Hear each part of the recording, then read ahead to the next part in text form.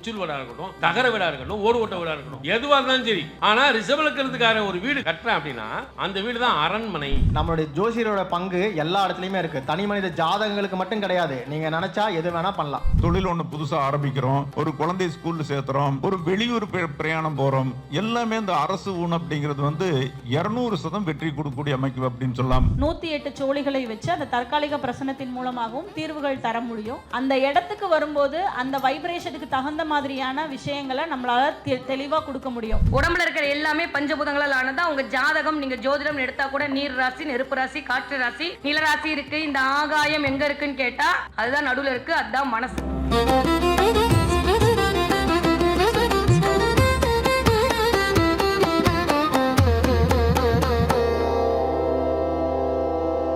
நவகிரகா வழங்கும் ஜெயம் மைத்ரி பிரசன்ஸ் இரண்டாவது மாத ஜோதிட கருத்தரங்கம். Title sponsored by Navagraha, powered by balance theory, the school of astrology, Saravanan Somasundaram, the child pros, Kanimozhi Santhosh. குருவே சரணம், குருவடி சரணம். இந்த கோயம்புத்தூர் சிட்டியில் இரண்டாவது கருத்தரங்கம் ஏற்கனவே இங்கே வச்சு தான் ஃபஸ்ட்டு நிகழ்ச்சி ஆரம்பித்தாங்க.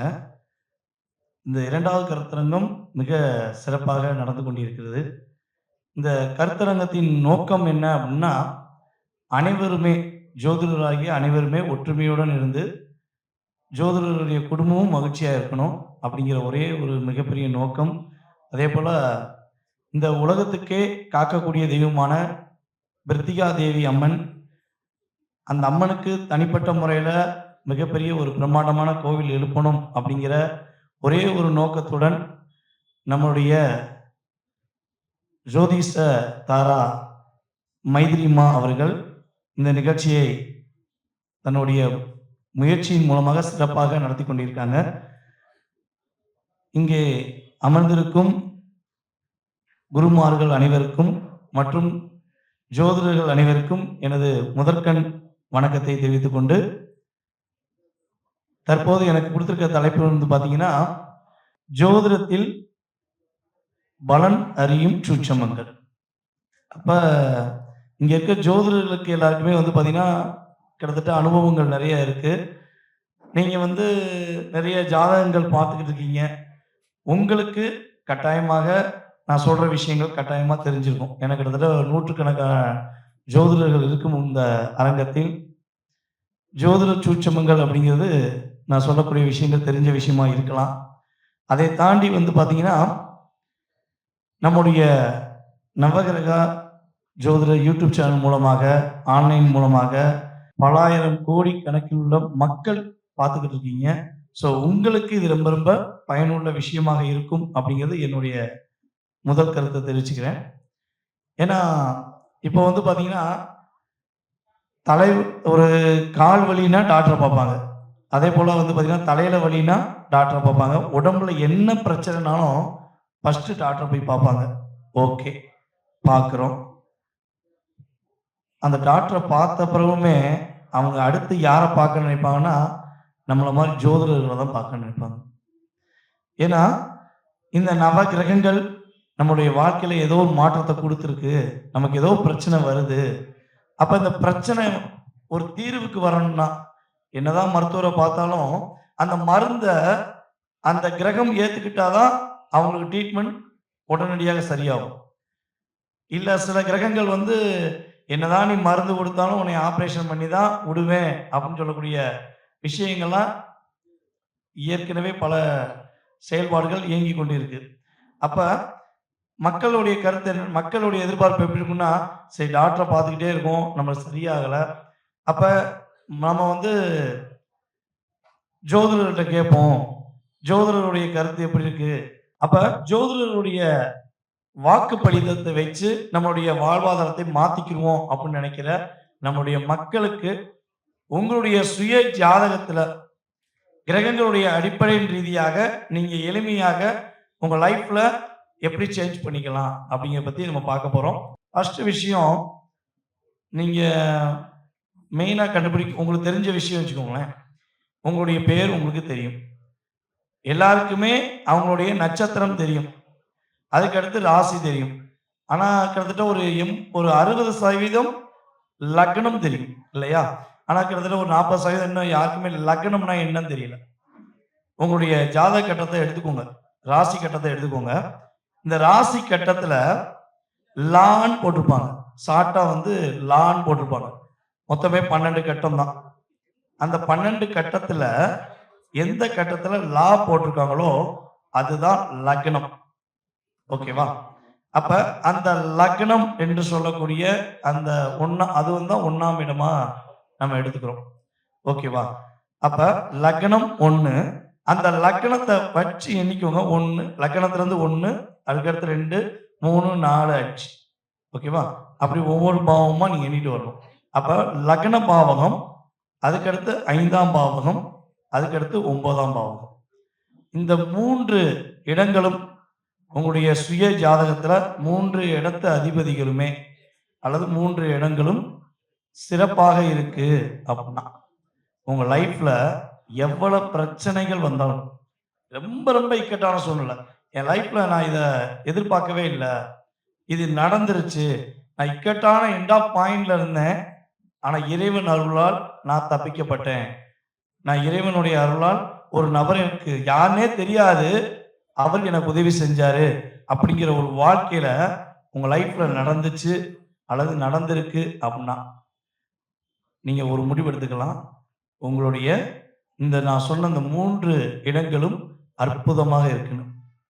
அப்ப இவங்களுக்கு இயற்கையாகவே இவங்களுடைய சுய ஜாதகத்துல இறைவனுடைய அருள் இருக்கு. அதனால இந்த கர்மாவை தன்னுடைய வாழ்க்கையில கஷ்டங்களை அனுபவிச்சாலும் அதையும் தாண்டி கஷ்டங்களை அனுபவிச்சாலும் அதையும் தாண்டி இறைவனுடைய அருளால் நான் மீண்டும் பீனிக்ஸ் பறவை மாதிரி என்ன பண்ணுவேன், மீண்டும் மீண்டும் என்னுடைய வாழ்க்கையை நான் தொடர்ந்து செய்து கொண்டிருக்கேன்னு சொல்றாங்கன்னா இந்த 3 இடங்களும் அற்புதமா இருக்குன்னு அர்த்தம். அதுக்கடுத்து பாத்தீங்கன்னா உங்களுடைய ஜாதகத்துல பொருளாதார தட்டுப்பாடு என்பது இல்லவே இல்லை. ஐயா எனக்கு பணம் நல்லா இருக்குங்க, பணத்தை பத்தி கவலையே இல்லை, நான் எப்பொழுதுமே என்ன நினைச்சாலும் எனக்கு பணம் கையில வந்துடும். ஒன்று வீட்டில் பீரோல இருக்கும், இல்லை என்னுடைய அக்கௌண்ட்ல இருக்கும், இல்லை நான் கேட்டோன்னே கிடைக்குங்க அப்படின்னு ஒரு அமைப்பு இருக்கு அப்படின்னா உங்களுடைய ஜாதகத்தில் 2ஆம் இடம் மற்றும் 10ஆம் இடம், அதுக்கடுத்து பார்த்தீங்கன்னா 11ஆம் இடம், இந்த 3 இடங்களும் ரொம்ப முக்கியமான இடங்கள். ஓகேவா? வேலை பார்க்குறவங்களுக்கு 6ஆம் இடத்தையும் சேர்த்துக்கலாம். அப்ப இந்த பாவகங்கள் உங்களுடைய சுய ஜாதகத்துல பாவ கிரகங்களுடைய தொடர்புகள் இல்லை என்றால் உறுதியாக பொருளாதாரத்தில் உங்களுக்கு எப்பொழுதுமே ஏற்றம் உண்டு அப்படின்னு பார்க்கிறோம். அப்ப ஒரு விஷயம் பார்த்துக்கலாம், பொருளாதாரம் இருக்கிற இடத்துல மகிழ்ச்சி குறைவு, மகிழ்ச்சி இருக்கிற இடத்துல பொருளாதாரம் குறைவு அப்படிங்கிறது இயல்பாகவே பார்க்கும். அவனுக்கு என்னையா தங்கமானவையா, அவன் சந்தோஷமா இருப்பான், அவன் ஒரு 10 ரூபா இருந்தாலும் அந்த 10 ரூபாக்குள்ள தன்னுடைய வாழ்க்கையை நடத்துவான், 500 ரூபா இருந்தாலும் அதுக்குள்ள நடத்துவான். அந்த மகிழ்ச்சியை மட்டும் அவன் எதிர்பார்த்து தன்னுடைய வாழ்க்கையை பயணிக்கிறான் அப்படின்னா ஒரு ஜாதகத்தில் 1ஆம் இடமும் 5ஆம் இடமும் மற்றும் 9ஆம் இடத்து அதிபதிகள் மிக வலிமையாக இருக்காங்க அப்படின்னு அர்த்தம்.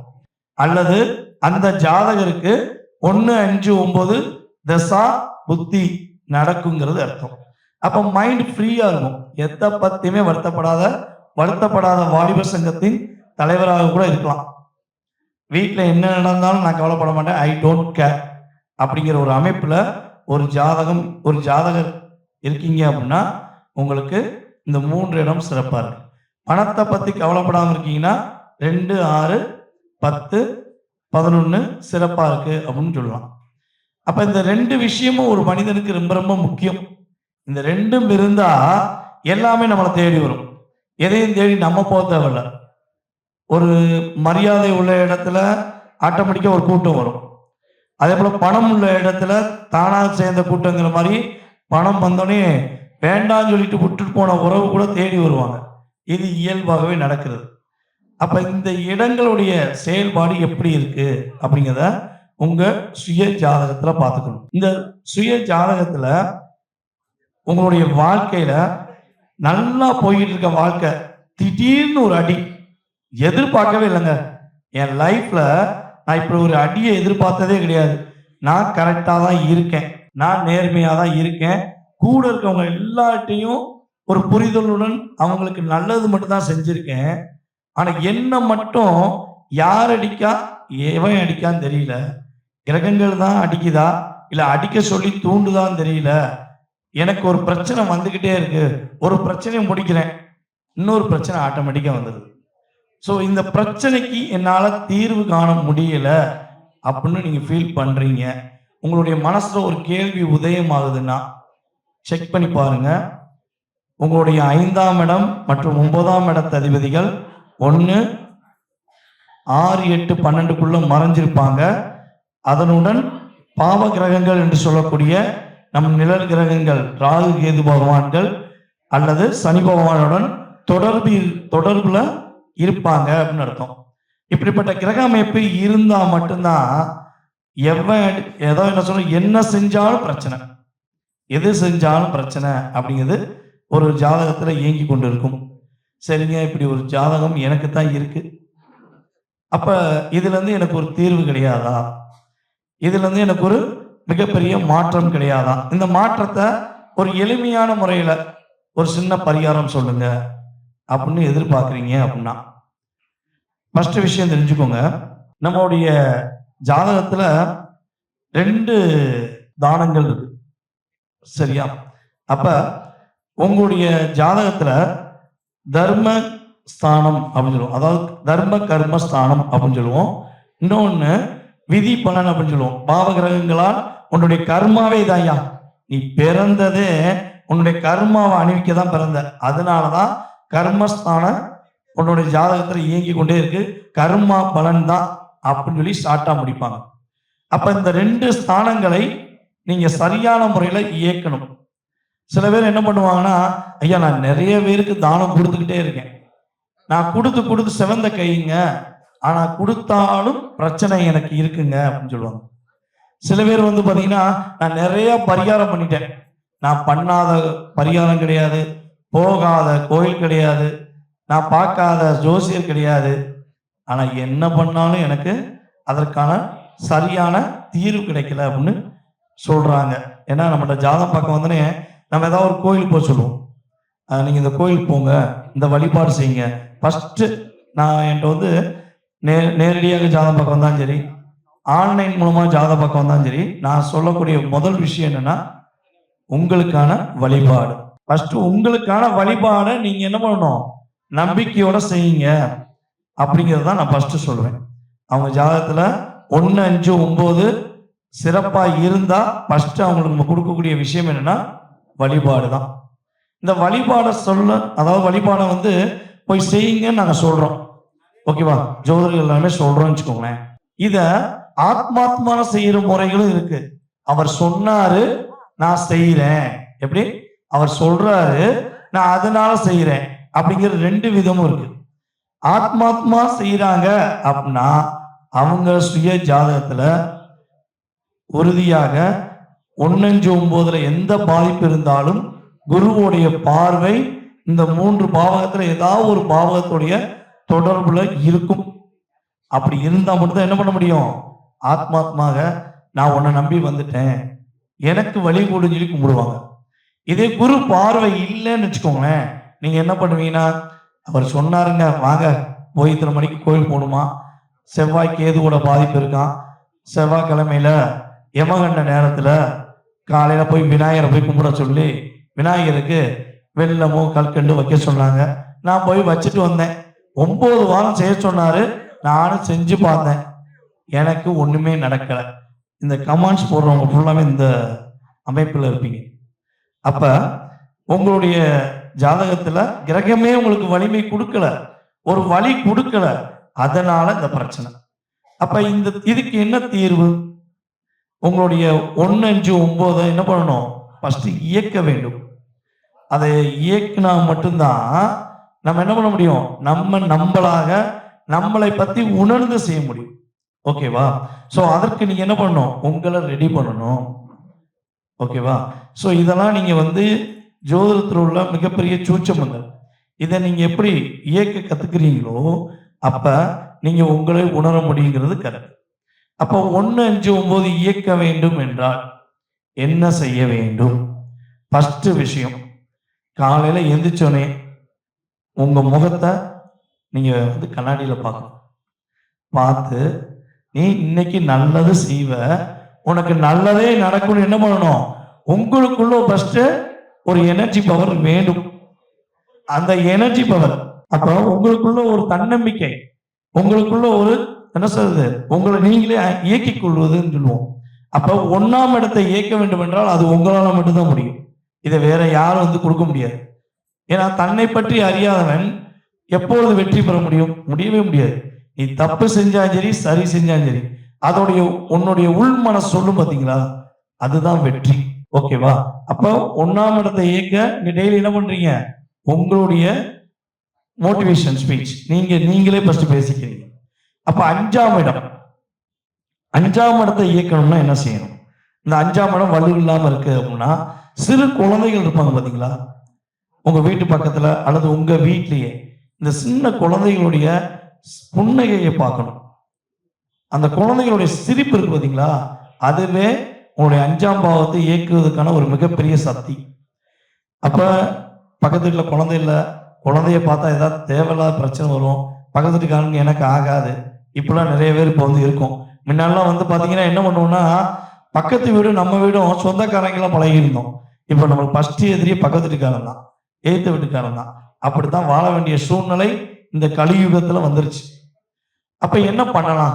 மேபி அதை பார்க்க முடியாது அப்படின்னா, நம்ம தான் இப்போ யூடியூப்பை திறந்தாலே உலகமே கையில. அப்ப குழந்தைகளுடைய சிரிப்பு உள்ள படங்கள், அப்புறம் குழந்தைகளுடைய சிரிப்புன்னு போட்டீங்கன்னா ஆட்டோமேட்டிக்கா வரும். அழகிய குழந்தைகள், தேவதைகள், அதே போல நம்முடைய இளவரசர்கள்லாம் சிரிச்சு வீடியோ நிறைய போட்டிருக்காங்க. அந்த வீடியோ பார்த்து பார்த்து நீங்க 5ஆம் இடத்தை என்ன பண்ணலாம்? உங்களை இயக்கிக் கொள்ளலாம். ஆட்டோமேட்டிக்கா என்ன பண்ண முடியும்? உங்களுடைய 5ஆம் இடம் வலிமையடையும். ஐயா, ஒரு நாள் பார்த்தேன், 2 நாள் பார்த்தேன், எனக்கு இயங்கவில்லைன்னு சொல்லக்கூடாது. புரியுதா? தொடர்ந்து பார்க்கணும். ஏன்னா நீங்க வாங்கி வந்த கர்மா என்னங்கிறத உங்க சுய ஜாதகத்தோட டிகிரி வச்சுதான் முடிவெடுக்க முடியும். ஓகேவா? அது உடனே வந்து ஓ பார்த்துட்டியா உனக்கு உடனே எனர்ஜியை கொடுக்கணும் சொல்லாது. நீங்க தொடர்ந்து அதை நம்பிக்கையுடன் நீங்கள் அதை தொடர்ந்து பார்க்க பார்க்க பார்க்க உங்களுடைய 5ஆம் இடம் ஆட்டோமேட்டிக்கா இயங்கும். அப்போ 9ஆம் இடத்தை இயக்குவது எப்படி? வழிபாடு நிறைய சொன்னா நீங்க என்ன பண்ணுவீங்க தெரியுமா? எங்க அந்த கோயில் போயிட்டு வந்து சொல்ற கோஷ்டியா கூட பல பேர் இருப்பீங்க. அதனாலதான் என்ன பண்றேன், எளிமையான முறையில உங்களுடைய 3 பாவகத்தை இயக்கக்கூடிய செயல்பாடு சொல்லியிருக்கேன். அப்போ 9ஆம் இடத்தை இயக்க வேண்டும் என்றால் 2 விஷயம். காலையில எந்திரிச்சோடனே உங்களுடைய அப்பா காலில் விழுந்து ஆசீர்வாதம் வாங்கணும். எங்க அப்பாவே எனக்கு பிடிக்காது, பிடிக்குதோ பிடிக்கலையோ, அப்பா காலில் விழுந்து ஆசீர்வாதம் வாங்கினா 9ஆம் இடம் இயங்கும். அப்பா இங்கிட்டு வந்தா நீ, அப்பா கிழக்க வந்தா நீ மேற்க போன, உனக்கு அந்த பாவம் கிடைக்காது. மகிழ்ச்சி என்பது உனக்கு மனசுக்குள்ள இருந்து வெளியே வர்றது கஷ்டப்படதான் செய்யும். அப்போ 1 உங்களுடைய அப்பா காலில் விழுந்து ஆசீர்வாதம். 2வது வந்து என்ன பண்ணலாம்னா, உங்களுக்கு குருவாக இயங்கக்கூடிய நபர்கள், அதாவது இந்த வேலை செய்ப்பா நல்லா இருப்ப, நீ இதை படி சிறப்பா இருப்ப, நீ இதே மாதிரி உன்னை மாத்திக்கோ, நீ அற்புதமா இருப்பன்னு யார் உங்களை நல்வழிப்படுத்துகிறார்களோ அவர்களுடைய ஆசீர்வாதம் பெறுவது உங்களுடைய 1, 5, 9க்குரிய செயல்பாடுகளை இயக்கிக் கொள்வதற்கான ஒரு எளிய முறைகள். இதுக்கடுத்து வந்து நம்ம 2, 6, 10 உங்களுடைய பொருளாதாரம் சார்ந்த விஷயங்களை அடுத்த 3வது கருத்தரங்களை உறுதியா பேசலாம். ஏன்னா வாய்ப்பு நேரம் கம்மியா இருக்குன்னு சொல்றாங்க. நிறைய ஜோதிட ஆசான்கள் அதே போல குருஜிகள்லாம் நிறைய பேச வந்திருக்காங்க. அதனால இத்துடன் என்னுடைய உரையை தற்போது நிறைவேற்றுகிறேன். மீண்டும் அடுத்த கருத்தரங்கில் உங்களிடம் பேசுவதற்கு காத்திருக்கிறேன். என்னுடைய பெயர் டிஜே சுந்தரபாண்டி, சிவகாசி. நீங்கள் என்னுடைய நம்பர் வேணும்னா 7339264241. ஓகேவா? கான்டாக்ட் பண்ணுங்க. வாய்ப்பளித்த நல்ல உள்ளங்களுக்கும் மற்றும் மீடியா பார்ட்னர் அனைவருக்கும் எனது மனதார நன்றியை கூறி தற்போது விடைபெறுகிறேன். நன்றி. வாழ்க நலமுடன்.